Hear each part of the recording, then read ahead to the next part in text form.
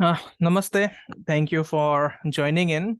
And I really apologize, that I could not upload the lesson as promised the last time. Okay, so I've been traveling since the last few weeks, and it has been so hectic that I've not gotten any time for recording sessions, nor have I got any time for, doing remedies for others. Okay, so a lot of things are pending. But this is a karmic time, I suppose. I'm running Venus Shani, which is one of the most feared dashas in Vedic astrology. But anyways, that's not for that's for a different time. So let's begin, as we always do, with the Shanti mantra from the Upanishads. Om Sahana Bhavatu Sahanau Bhunakatu Sah Viryankar Vavahai Tejasvinadadhitamastu Ma Vidvishavahai. Om Shanti Shanti Shanti. Okay. All right. So in the last class, we had taken a deep dive into the meaning of poverty. Okay. And today we will be looking at how this wonderful, part of the Vedas called Shri Sukta or Shri Suktam. It empowers us to come out of that poverty consciousness that everyone has, irrespective of your, of your birth conditions. Okay. So if you have not gone through the last class, please go through the recordings. It'll always be available in YouTube in that playlist on Shri Suktam. And it would be good if you understand, poverty just does not mean a lack of money or a lack of food. It can mean a myriad of things, which we discussed in the last class. Okay. So the 15 verses or the 15 mantras of Shri Sukta, they hold the key to driving away the entire range of poverty, okay, that we discussed in the last class. And how it is done? It is done by embracing Lakshmi, who is the goddess of abundance. Okay. And this embrace is done in the most fulfilling way. Okay. Again, there is a difference between wealth and abundance. And abundance means getting whatever you want at any time that you want. Okay. Wealth is just money or material possessions. You may have $1 million in the bank, but then if you are not abundant, you will be finding yourself in the desert without any food and water, after which you will die in the next, say, 7 to 10 days. But if you are, if you have the blessings of abundance or the blessings of Sri Lakshmi, you'll find food even in the most torrid conditions. You'll find water even in the middle of the, sub-Saharan desert, if I could put it that way. Okay. So these 15 verses of Shri Sukta, they are about embracing the goddess in the most fulfilling way. And to those experts, who live by this, by this wonderful Vedic recitation, Lakshmi is not a divine, it's not only a female divinity who lives somewhere out there and is reachable only by the ones who earned their grace. Okay. Shri Sukta tells us that Lakshmi lives within us. Okay. Inside of us and all around us as well. Okay. Just, as above, so below. All right. And Lakshmi is beyond number and gender. Okay. She is all pervasive. She is the one who runs the entire cosmos. And she is the one who creates the illusion that everything is separate from us.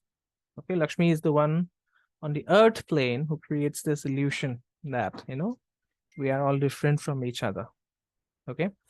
So in any kind of, in any kind of hymn or in any kind of mantra, we consider the deity of that mantra to be the owner of time, space, and the law of karma. Okay. So in this verse of, in this composition of Shri Suktam, we consider that time, space, and the law of karma are Lakshmi's creation. And she is as integral to us as our own self-awareness. Okay. She is the power of divinity in all of us. And, just like parents are accessible to their children at all times, So similarly, Lakshmi is accessible to us as parents, and she is the one who nourishes each and every cell of our body. Okay, she is the vitality of our body, the pulsation of our breath, the brilliance of our mind, and the joy of our soul. So everything is, is a personification, or everything is a salutation to Lakshmi. Everything contained in Shri Sukta is a salutation to Lakshmi for being what I have described her. Okay. And according to Shri Sukta, if you do not have this realization that Lakshmi inhabits every cell of our body, she is the joy of our soul. It is the breeding ground for all forms of poverty. Okay. And external poverty is just a manifestation of your internal poverty. Okay. And by reading this, this text of Shri Suktam, once you have this realization and you become firmly established in this realization, it will then open the floodgates of abundance that are inherent in us as well as in the natural world. Okay. So the manifestation of the goddess of abundance, that is the goddess Lakshmi, it can be compared with her carving. Okay. Let's say there are numberless images contained in a piece of wood. Okay, so which image will emerge depends on the imagination and skill of the artist, right? You have a piece of wood, you can carve numberless images out of that wood. But then which image will become more prominent depends on your imagination. Okay, so Lakshmi, who is the goddess of abundance, she is intrinsically endowed with limitless attributes. Okay, and what attributes will emerge from Lakshmi? With what intensity? And to what effect depends on the unique quality of the Shakti that we use to invoke her. Okay, and when we invoke her through this wonderful verse, the wonderful verses of Shri Sukta, Lakshmi emerges. Okay, and she is, she fills the outer as well as the inner worlds of the sadhaka with her prosperity, which is unique to the quality of those 15 mantras. And we will go through each of those mantras in detail. Okay. So when you practice those mantras with precision and with the required preparations and precautions, those mantras, they emit powers that influence everything, from the subtlest aspects of reality to the most mundane. Okay. And the Vedic seers were intelligent. They knew that everyone could not reach their level. Okay. So, for the sake of simplicity and for the ease of comprehension for the general people, okay, initially the Vedas were not meant for everyone. They were meant only for serious aspirants, and that too under the tutelage of a guru. Okay. So for those who were, who are not aware of the Vedic powers, the Vedic processes to recite the hymns that are mentioned in the Vedas, for the sake of simplicity and to make it easy to comprehend for the general people, these powers and the effect on us are described in 30 categories. Okay. So, for example, let's take the first verse of Shri Sukta. Okay. And this verse is about Hiranyavarna. Okay. What is Hiranyavarna? Hiranyavarna is the the glorious pulsation of the divine manifesting as the life force. Okay. It means a pulsation which is resplendent. And this pulsation fills us with the conviction that we are all descendants of a radiant being. Okay. So it's about having the right kind of emotions, basically. Okay. Shri Sukta is having the right kind of emotions. It is having the emotion that, the same being, the same divine being of infinite radiance that created us, the same divine being can also fulfill all our wishes, can also eliminate our inner poverty. So you need the right kind of emotions to study the Sri Sukta. Okay.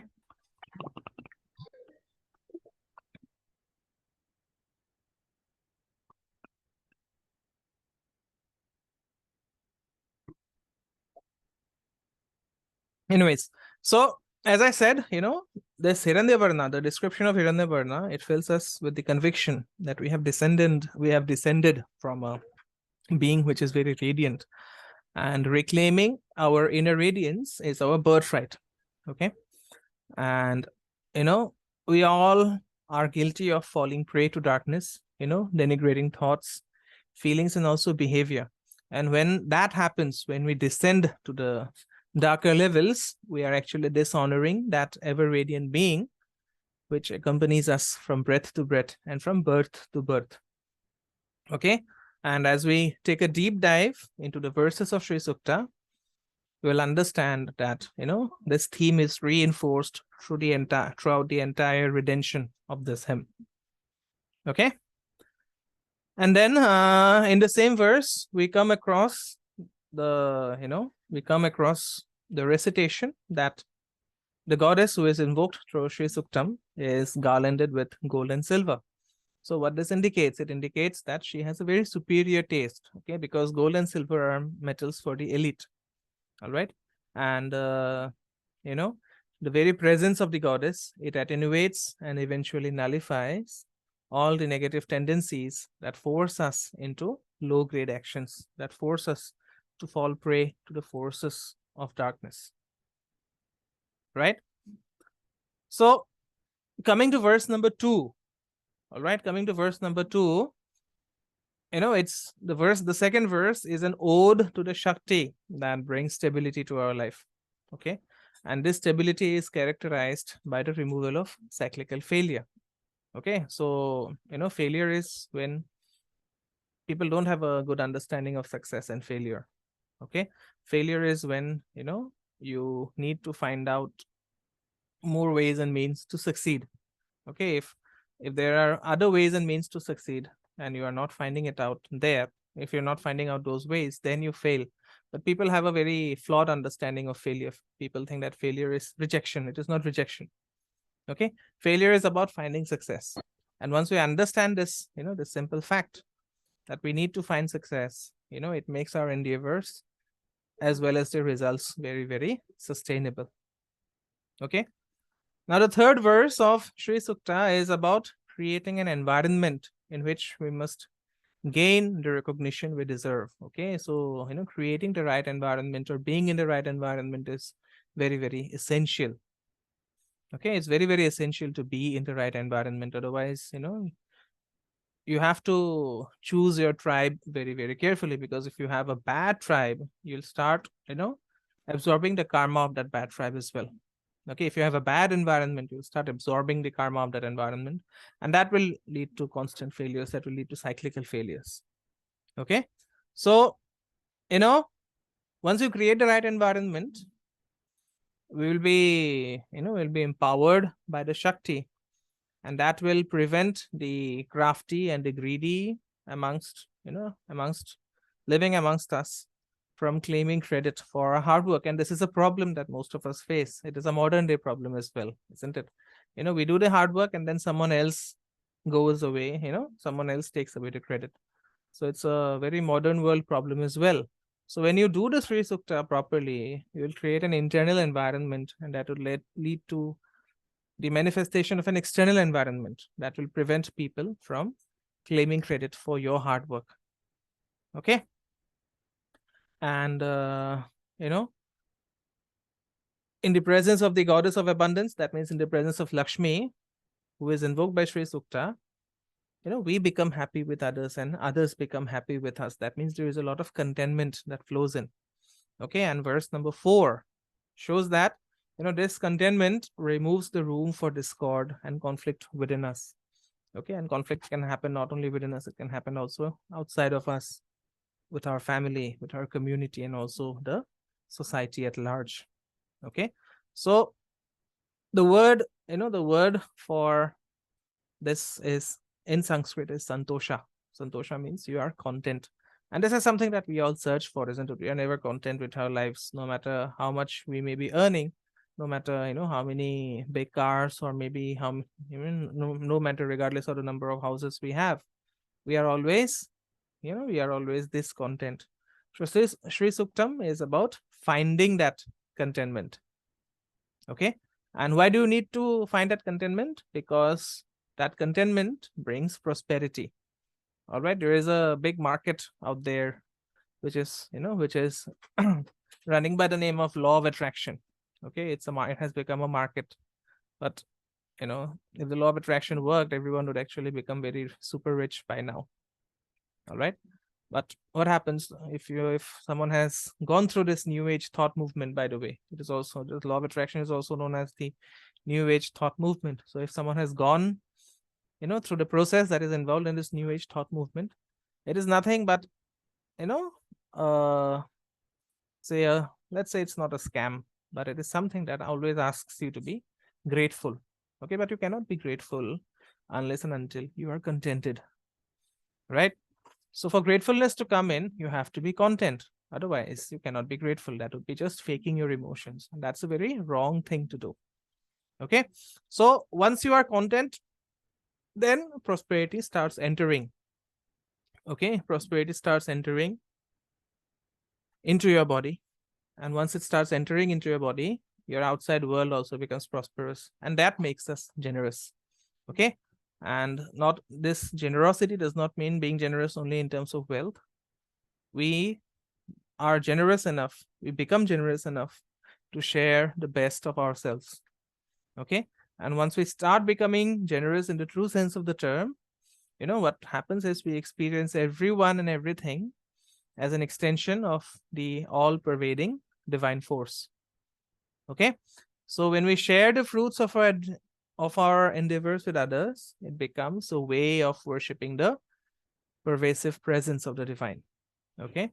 And this joy of giving, it overshadows the pain caused by lack of reciprocity. Okay.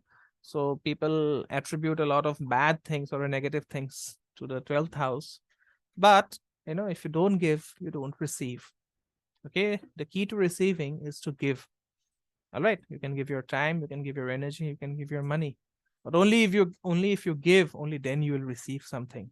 Okay. If you have read the story of how the Kanakdhara Stotra written by Shankaracharya came about, we'll understand this, that when Shankaracharya recited the Kanakdhara Stotra and when Lakshmi appeared to bless that, that poor Brahmin, she said that this person has never given anything for charity in his last life.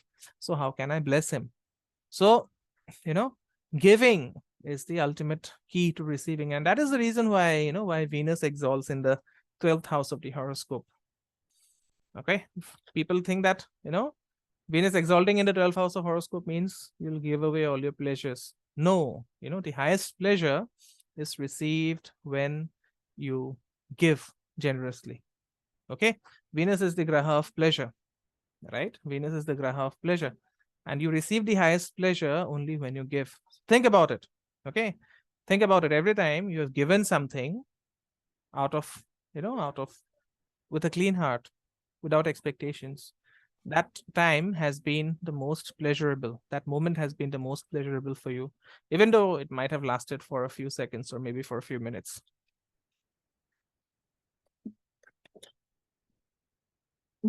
Okay.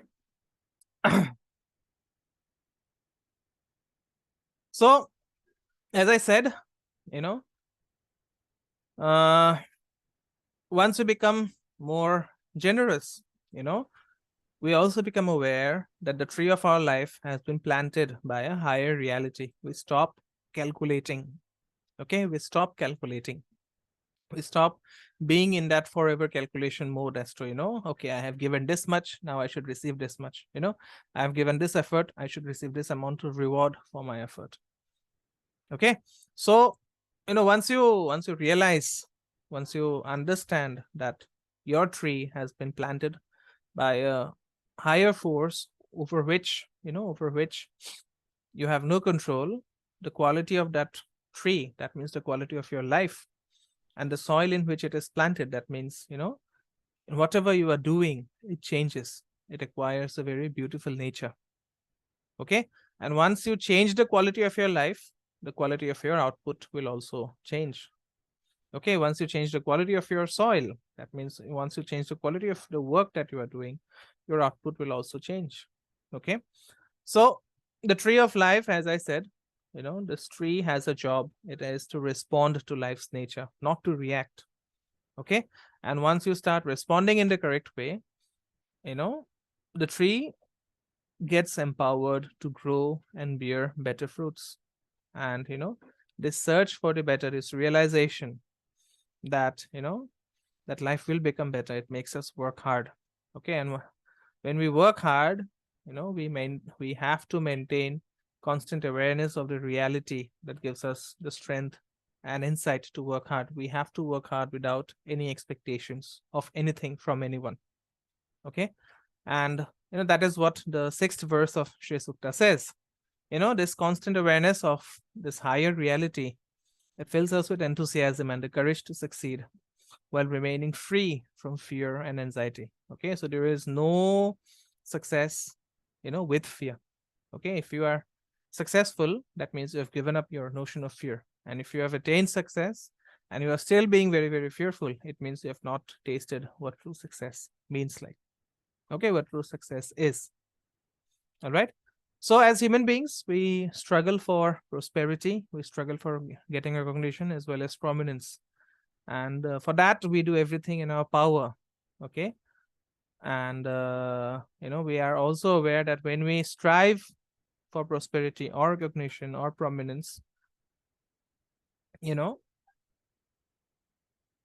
with all our power, right? With all our power, with the fulfillment that we derive, okay, it's an expression of the pleasure of the goddess. Okay, so you cannot please a goddess by reciting her mantra or reciting her hymn numerous times. Okay, you can please her only when you enjoy the fullness of life without attempting to possess anything or anyone. Okay, this is the real meaning of why Venus gets exalted in the 12th house of Pisces on in the natural zodiac. Okay, that is what the 7th verse of Shri Sukta tells us. Okay, and when you get this correct, when you get this practice correct, the prosperity that results from the practice is marked by freedom. Okay, and freedom from what? People search for freedom in everything that they do. I want to be free, but ask them, why do you want to be free? And they don't know, basically. Okay, you can ask yourself, am I doing this? And the most common answer would be, I want to be free. But freedom from what? That is very important to answer, because if you cannot answer that, then you'll never be free.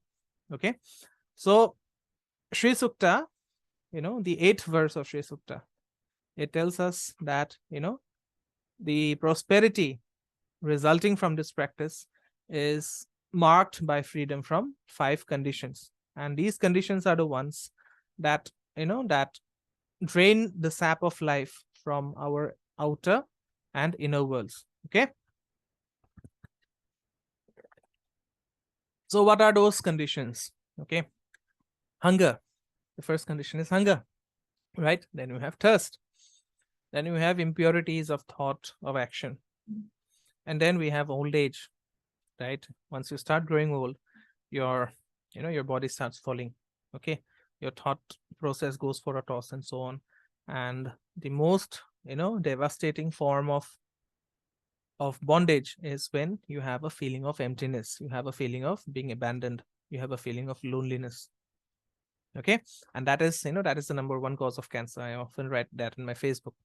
Okay, so in the presence of Lakshmi, who emerges from the mantras of Shri Sukta, we can attain freedom from these 5 debilitating conditions. Okay, and not only we can attain freedom from these conditions, we also become aware of the circumstances that actually create them in the first place. Okay, and we realize that once we do it with all our effort, with all our heart, okay, we realize that the biological causes of hunger and thirst are easy to overcome, then overcoming the thirst for thirst for power or position or sensory pleasure. Okay, you can overcome your hunger and thirst easily, but what about overcoming the thirst for power? What about overcoming the thirst for position? What about overcoming the thirst for sensory pleasure? Right?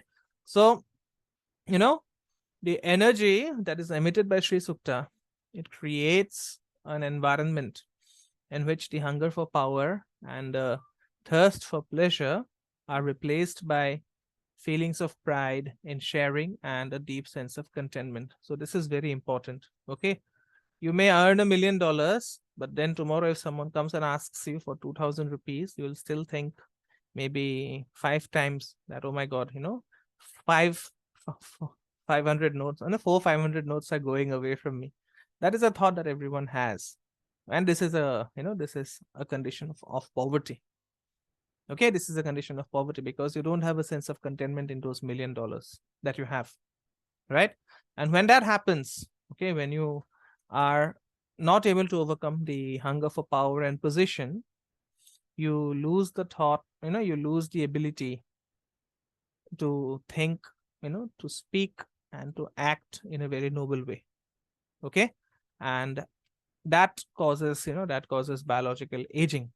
Okay, that causes biological aging.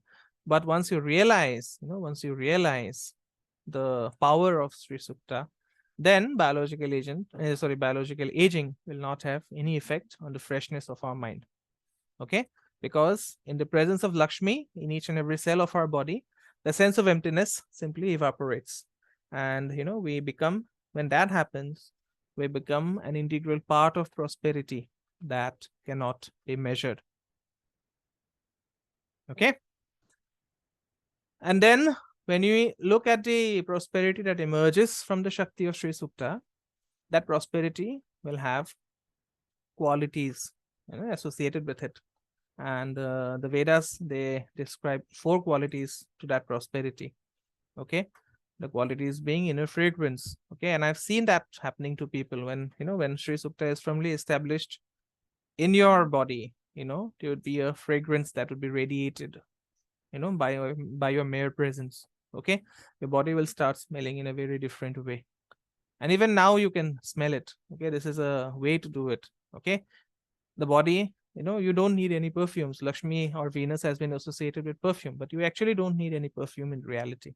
You can smell very good if you don't have poverty consciousness. If you have good thoughts, you'll actually smell very good. Okay, and that is very easily verifiable. Okay, how are you smelling? Just sniff yourself like a dog in this way.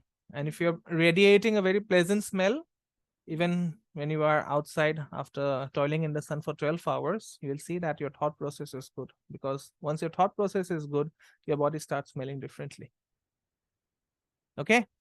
Then there is, lasting nurturance. That means whatever prosperity you attain through the practice of Sri Sukta, it will stay with you. And then, being unstoppable, and that is a tremendous feeling. Okay, being unstoppable, that means the feeling of being able to do anything that you want. And finally, the ability to digest and assimilate. So this is a very important ability most people don't have, right? Some people, they buy a lot of books, and then what happens? The books, they end up somewhere in the corner of the bookshelf. That means they are not able to digest that knowledge. And just digesting is not enough. Even assimilation is very, very important. Okay. And when I say internal fragrance, it refers to the very essence, okay, that we have, the qualities of love, compassion, and the impulse to work for the higher good. Okay. And the prosperity invoked by Sri Sukta, it, it instills us and our surroundings with these qualities. Okay. And this is accompanied by a love for liberty. That means of freedom. Okay. And there is, in this prosperity, there is no tolerance for suppression or oppression. Okay. You'll no longer try to control people. You'll no longer try to control situations. Okay. And that means, once you stop controlling people, once you stop controlling situations, or trying to control people, or trying to control situations, you no longer permit dark and destructive forces to, to govern your life. And then this prosperity is ever nurturing. Okay. Ever nurturing means it is accompanied by the power of, by the power to digest and assimilate everything that comes to you as a grace of God. Okay. Christians call this word as providence. And this phenomenon, it applies to every level of our existence. Okay. It applies to a physical level, because once once this prosperity sets in, you'll be able to digest and assimilate your food. Okay. Similarly, you will be able to digest and assimilate everything that comes from your studies and your interactions with others. Similarly, you are also able to digest and assimilate your differences. And this is a wonderful quality to have, isn't it? Because this is the key to having a successful relationship, right? If you have a relationship where you cannot assimilate your differences, where you cannot come to agreement, that relationship is doomed to fail. Okay. So the goal of this process is that, even your thoughts, even your ideas, even your achievements, material or spiritual, will become the source of nourishment for others. Okay. So let's stop here today. We'll go just one verse further, and then we can call it a day. Okay. And then the 10th verse goes even further. Okay, the 10th verse of Shri Sukta goes even further. It says that the prosperity that is invoked by Shri Sukta is accompanied by 3 more qualities: fulfillment of our desires. This is very important. Okay, we run to all those manifestation classes. Yes, think about this car driving this Mercedes, and it is going to happen. Yeah. So knowing how the male mind works, if manifestation classes were actually, if manifestation principles actually worked in the way they tell you it works, every male would have Mia Khalifa on their bed right now. Okay, but that is not the case, isn't it? So anyways, fulfillment of desires, this is very, very important. And people, this is the number one search on the internet. I have seen this girl. How can I fulfill my desire to be her husband? Or how can I fulfill my desire to take her to bed? Okay, this is the number one search on the internet. And from this has been, the law of attraction has been born from this. If you keep on thinking about something constantly, then you will have that. That is what the principle says. Okay, but do that. Okay, how many law of attraction practitioners were able to stop COVID by thinking that COVID would not come? It does not work that way. It simply does not. Okay. Then comes the quality when your intentions get materialized. You think about something and chatak, it happens. Yes. And finally, truthfulness of your speech. That means purity of speech. And when when you realize that your speech has become very pure, you stop talking. Okay, I've seen that. You stop talking. Because even from the jyotish perspective, Parashara has called languages trikhanda. Okay, trikhanda means it divides an idea into 3 parts, and you don't know where the idea is gone. Okay, you have something in mind, you have an idea in mind, and you speak about it, and it gets divided into 3 parts. That means you're speaking from your perspective, you're speaking from someone else's perspective, and then you're speaking from the perspective of the idea. Okay, so it gets divided into 3 parts, and you'll realize that in that division the idea gets lost. Okay, those parts are known as bhag. Okay, and one who has the ability to see all parts together is called Bhagwan. That is the Vedic concept of God. All right, but we will not delve into that. So when you know that your speech is becoming truthful, when you know that your speech is becoming pure, you stop blabbering. Okay, so when you attain this prosperous atmosphere, your desires start bearing fruit, but then they will have no binding effect on you, because then you start getting fully aligned with the divine will. Okay, Muslims and Christians, they have a prayer, thy will be done this day. Okay, so they are constantly telling you, they're constantly praying that please align my will with your will. But nobody maybe told them that the divine is not outside of you, the divine is inside of you. And Shri Sukta is actually a process of getting nourishment from that divine. Okay, and once you start getting that nourishment, you become absolutely clear about your intentions. You become absolutely enthusiastic in executing your intentions. And once you become clear about your intention, then It's just a matter of time when those intentions materialize. Okay. And once, why aligning with the divine will is very important, because then, the intentions will have no binding effect while manifesting. Okay. The reason why, why your thoughts, why your desires, why your wishes don't come true is because, they are not aligned with the divine will. And there is a very famous Persian proverb. Okay. That was I think it was first narrated by Shams Kabir, who was the guru of Rumi. Okay, everyone has heard about Jalaluddin Rumi, right? So Shams Kabir said that God does not destroy your plans; He just modifies them and aligns them to His will. So if something is not happening according to your way, it means something is wrong. You need to do something differently. Okay, and this form of prosperity, once you achieve this form of prosperity, it has no room for false promises. That means you'll start saying exactly what you mean. Okay, and this power of truth, it ensures that your words come true. Okay, that is the reason I said that, once you realize the truthfulness of your speech, you'll become silent, because you know that whatever you speak will come true. Okay, this is about the 10th verse. All right. Anyways, we'll go to the 14th verse, 15th verse, basically. Okay. Not 15th, we'll go to the 11th verse, not 15th. I'm feeling tired. Anyways, so the 11th verse, it defines another attribute of prosperity, and that is fertility. Okay, that is fertility. And when your atmosphere becomes prosperous, as a couple, you will embrace parenthood in a very wise and healthy manner, right? Nowadays, what is the problem? People get married and then they start about thinking, they think about having children, and then another thought comes in, oh my God, who will pay the fees? Oh my God, we are not having enough for ourselves. What about our kids? Why do we let our kids suffer? Right?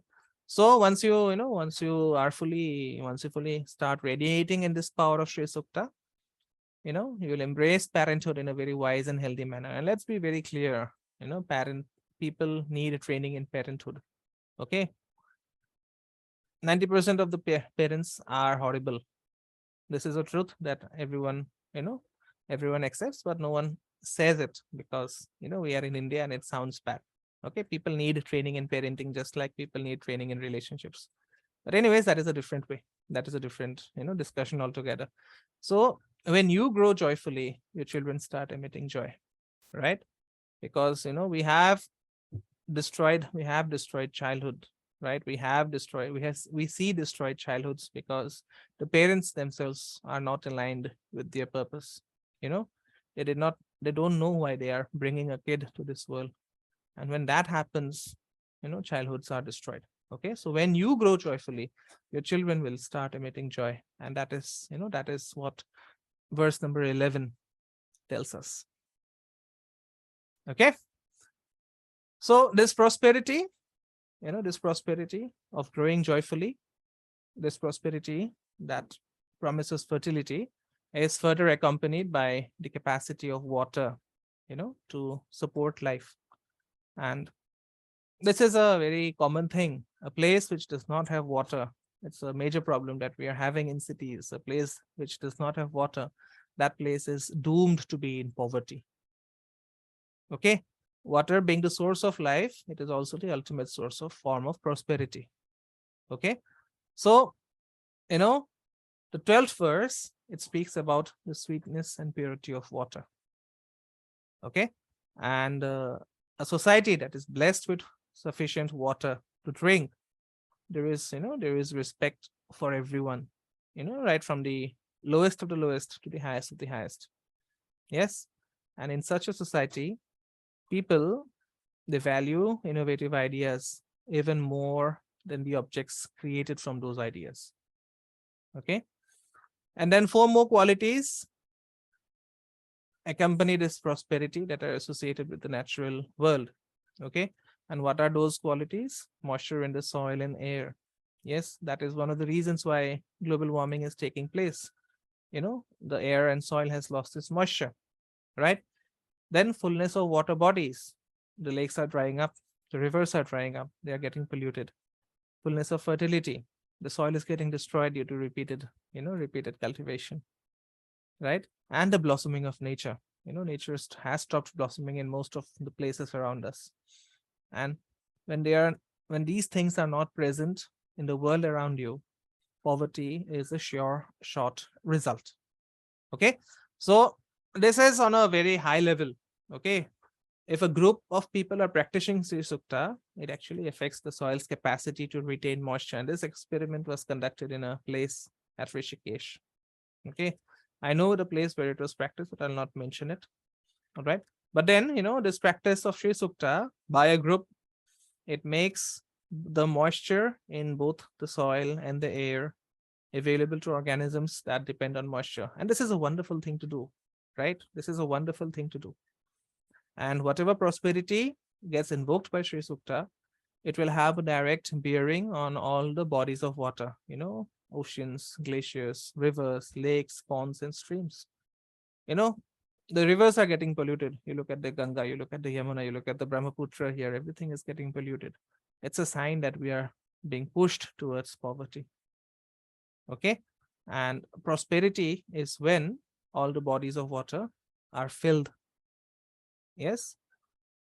There has to be a fullness in all bodies of water if a society or a nation has to call itself prosperous. Okay. And if you do this properly in a group, again, as I said, this is for the benefit of the world. Okay. Every aspect of nature, the air, water, soil, vegetation, animals, everyone or everything gets bathed in the subtle energy of of nourishment that is provided by this practice of Shri Sukta. Okay, the soil becomes fertile, the air becomes full of vitality. Yes. So, verse number 13 tells us this, that, when the goddess of abundance arrives, there is a unique luster on the leaves of plants and trees and a radiant glow on our skin. Okay, people often complain of skin diseases that, I have a very dull skin, I have a very faded skin. What if you started practicing Shri Sukta properly? The radiance of your skin will return. Okay, so I've seen this personally happening, and that is the reason I'm vouching for it. All right. So once the nurturing energy of moisture in the air and soil are invoked through Shri Sukta, the inherent strength in our body and mind also starts manifesting. Okay. And once this inherent strength starts manifesting, this nourishing energy, it drives away all the dryness in our relationships. Okay, relationships. If you look at the graha signifying relationship, it is Venus, and Venus is a Jala graha. So, if our emotions become dry, your relationships will start to fade away. Okay, if your emotions become moist, then it will bring out all the tender feelings to the surface. Okay, so this creates an environment that supports sharing, love, and compassion. Okay, and what about the question that my tender feelings will be hurt? In that case, this practice will allow you to set boundaries and also to protect them. Okay, your mind will become disciplined and enlightened to set and protect boundaries, so that no one can trample upon these tender feelings. Okay, and you will be guided by your inner intuition, which knows the difference between love and distraction, between pity and compassion. Okay, so this is about this is what verse number 14 tells us. So verse number 13 is about influencing the world. Verse number 14 is about influencing our internal environment. Okay, and about finally the 15th verse speaks about the abundance that is generated by Shri Sukta. It speaks about the stability of that abundance, and it also speaks about the stability that this practice brings to our personal and interpersonal relationships. Okay, and the stability goes beyond the domain of material objects. Okay, that means in addition to material wealth, we will also share a socio-economic prosperity that is marked by by high-minded, loving, trustworthy family and friends. Yes, as I said, the second verse was about creating the environment. This verse is about making that environment stable. Okay, having a tribe with which may having a tribe which has the same vibe as you. Okay. And this brings about a very balanced web of life. Yes. And also a healthy biosphere. That means a healthy atmosphere where everyone is thriving, including yourself. Okay. So, as I said, as we have seen, as I've taken you through all the 15 verses. Okay. So I thought I'll be stopping at verse 9. We've reached verse 15. So, in summary, Shri Sukta brings both internal and external prosperity. Okay. Of course, you can use Shri Sukta to overcome your day-to-day problems, like family discord, recurring business failures, or job stress, persistent health concerns, fear of losing loved ones. You can use Shri Sukta to overcome that too. And I'll teach you everything during the practicals. Okay. But if you are a bit intelligent, you can use it to, overcome problems that are caused by deficiencies in your own body and mind. Okay. And if you really want to understand life, or if you have a good understanding of life, you can actually practice Shri Sukta to, attenuate and eventually eradicate your deep-rooted afflicting tendencies. Okay. And you can practice it to overcome self-destructive habits and behaviors. Okay, like fear, doubt, anger, self-pity, and the inability to go off painful memories. This is a problem that everyone suffers from, right? How to get rid of your bad memories. Okay, so in short, you can practice this to awaken your willpower and determination. Okay, and as I said, this practice of Shri Sukta is a gateway to discover the treasury of divine providence that is buried in your own body and your mind. Really sorry about the call. Okay. You can practice it to awaken and reclaim nature's abundant wealth and to nurture your awareness of that higher incomprehensible reality that provides protection and nourishment to the entire web of life, including yourself. Okay. If practiced properly, you can cultivate unconditional, selfless love in your relationships, and also to expand your understanding of what is actually achievement. Okay. Just hold on. These people, they don't understand when the phone is disconnected. Yeah. So where was I at? Yeah. So you can practice this to, to cultivate unconditional selfless love, okay, in your relationships. You can practice this to enter the realm of intuition, which is the source of all innovative ideas. Okay, so that's it. That's it. We went through a summary of the 15 verses. Okay, and in the next class, we will be looking at how this constant awareness of reality is actually the key to living a very fulfilled life. Okay, so I welcome your questions now if we have it.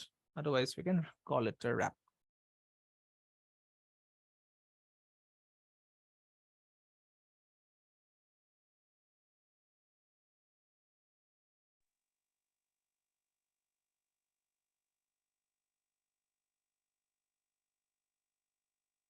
Yeah, Kushagra ji. Uh, uh, good, af- Good evening, sir. Thanks a lot for the session. Yeah. I just one particular doubt. Like you talked about abundance. Shri Mm. Sukta is all about abundance, whether material, whether in relations, or whether in any kind of sphere of life, so Mhm. that we don't feel alone and we are connected to the higher realm of the authority Yeah, that yeah, gives us an abundance. yeah. So it is like whatever we try to manifest upon our minds will be there. Means Sri Lakshmi ji will be giving us whatever we manifest in our mind in a way what she feels fit, right? Not in a way what we desire. No, that is why you're doing the practice, right? What, not in a way that we desire and in a way that she feels fit. In what happens is when you do this, your will and her will start corresponding. Okay, will start coinciding. And then, her will becomes your will. It's about experiencing the divinity. It's about realizing that you are a divine creation, that there is no difference between you and the divine. Okay. It's we will be thinking about what she or what the divine No, actually What thinks happens to. is, you have seen some people, right? They tell something and it manifests. Do you think that they are Yeah, Vacha manifesting? They Siddhi. are. That is no. Vaksiddhi is different. Vaksiddhi is Okay. different. Okay, Vaksiddhi I can teach you in 2 classes. You can have Oh. Vaksiddhi. All right. Oh, thanks a lot. Vaksiddhi is it's just a snap of the finger for me. I can teach you in 2 classes. You can just have it. That is a very different thing. But thinking about something and making it happen is a very difficult siddhi.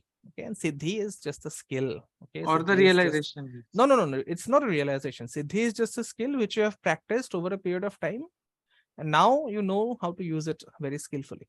Okay, Okay. when you Okay. when you require it. Thanks a lot. Thanks a lot. And thanks for the session. Thanks for actually helping everyone here out, because whatever is the main source of problem, you are directly addressing it. Mhm. Means in a group or if we chant or do, it will bring positives to the entire universe, not Yeah, just us. yeah. So that will Absolutely. be too much good for us. Thanks a lot from behalf of everyone. I think so right now. I will just mute myself and let others ask. Thanks a lot for the time, sir. Yeah. Thanks a lot.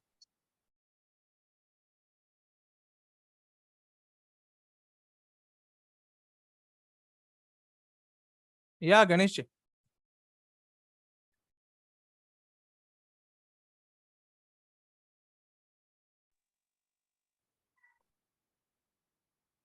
Devarshi ji, I mean, I have one quick question. So, is it? I mean, we may tend to have a lot of desires, right, in our life. So, through the Shri Suktam, is it a way wherein our desires are aligned with whatever has been ordained, or I mean, to is it a way to align? I mean, to have desires in a way that is according to the will of Shri Lakshmi, or is that the Let's.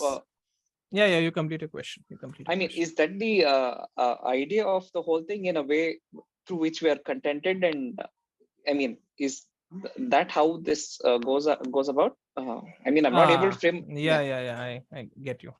See, it's a two-way thing. You know, it's about aligning your desire with what she wants, and it's also about making her fulfill your desires. Okay. So let's say you have a desire. I'll explain it with an example that will be very clear. Okay. Let's say you have a desire to build a temple.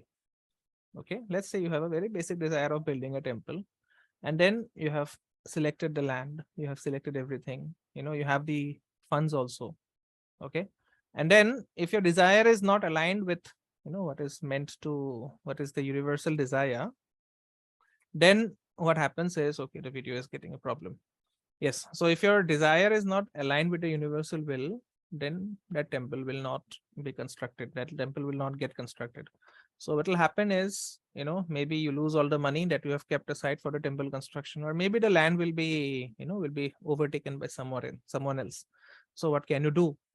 You simply, maybe you'll simply suppress the desire for a period of say 5 years, and then try it again maybe in the next 5 years to build a temple. Okay. So Shri Sukta is about accepting that whatever you desire may not be the right thing for you. Okay. Or whatever you desire may not be the optimal for the tribe that you have around you. So it's about modifying it. Okay, God does not kill your desires. Right? I think I gave this saying by Shams Tabriz. God does not kill your desire. God does not suppress your desire. God only throws up obstacles to tell you that you need to do things differently. So it will make, if you practice this in a way that will be taught, you will actually have that understanding that, okay, this desire of mine is not going to be fulfilled in this way.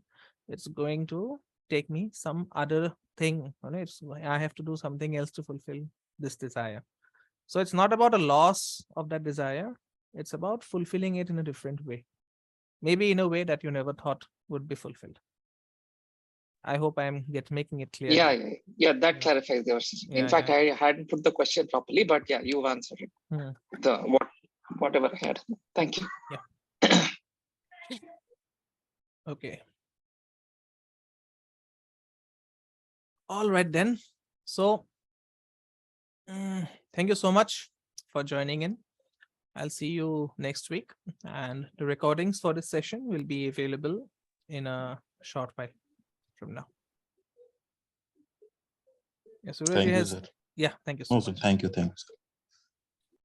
I'll see you next week, everyone. Namaste.